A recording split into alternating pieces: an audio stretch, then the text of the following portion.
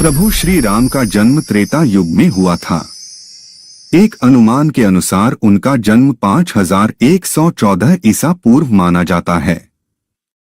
कहते हैं जिसने धरती पर जन्म लिया है उसका मरण निश्चित है। भगवान श्री राम ने भी धरती पर मनुष्य के रूप में अवतार लिया था। कई जगहों पर राम जी की मृत्यु या बैकुंठ धाम जाने का अलग अलग वर्णन मिलता है। भगवान राम की मृत्यु के बारे में जो कथाएं मिलती हैं उनमें से कुछ कथाएं इस प्रकार हैं। कहा जाता है कि जब माता सीता को अपने पवित्र होने की प्रामाणिकता सिद्ध करने के लिए कहा गया तो उन्होंने परीक्षा देकर अपने पवित्र होने का प्रमाण दिया, लेकिन इसके पश्चात सीता जी अपने दोनों पुत्रों कुश और लव को राम जी को सौंप दिया और धरती माता से यह कहा कि हे माता, मुझे अपने अंदर समा लीजिए। माता सीता जी के इतना कहते ही धरती फट गई और देखते ही देखते वह भूगर्भ में चली गईं। सीता जी के इस तरह से चले जाने के कारण राम जी व्यथित हो उठे और यमराज की सहमति से सरयू नदी के तट पर गुप्तार घाट में राम जी ने जल समाधि ग्रहण कर। राम जी की मृत्यु के बारे में एक अन्य कथा भी मिलती है, जिसके अनुसार हनुमान जी की अयोध्या में अनुपस्थिति के समय यमदेव ने नगर में प्रवेश किया और संत का रूप धारण कर वे राम जी के पास उनके महल में गए। संत वेश धारण किए हुए यमदेव ने श्री राम से कहा कि हम दोनों के बीच की वार्ता गुप्त रहेगी। वे राम से एकांत में बात करना चाहते थे। यमराज जी ने राम जी के सामने यह शर्त रखी कि यदि हमारे वार्तालाप करते समय हमारे बीच कोई आया तो द्वारपाल को मृत्युदंड मिलेगा।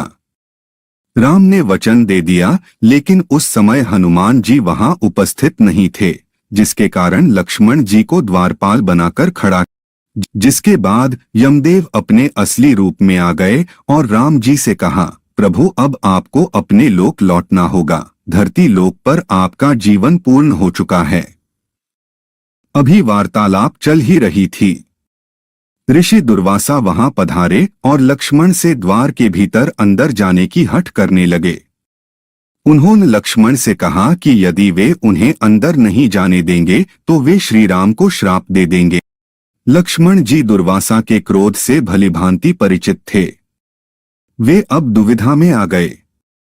आज्ञा का उल्लंघन करके ऋषि को अंदर जाने देते हैं तो मृत्युदंड मिलेगा, और अगर वे दुर्वासा को अंदर प्रवेश नहीं करने देते हैं तो ऐसे में प्रभु राम को श्राप दे देंगे और अपने प्राणों की चिंता न करते हुए दुर्वासा को अंदर जाने की अनुमति। वार्तालाप भंग हो गई। राम जी सोचने लगे कि अब उन्हें अपने प्रिय अनुज लक्ष्मण को मृत्युदंड देना होगा।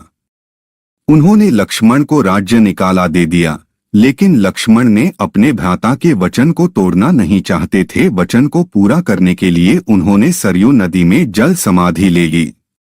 लक्ष्मण के सरयू नदी में समाधि लेने से राम जी अत्यंत दुखी हो गए और उन्होंने भी जल समाधि लेने का निर्णय कर लिया। माना जाता है कि जब राम जी ने सरयू नदी में जल समाधि ली तो उस समय हनुमान, जामवंत, सुग्रीव, भरत, शत्रुघ्न आदि सभी लोग उनके साथ वहीं पर उपस्थित।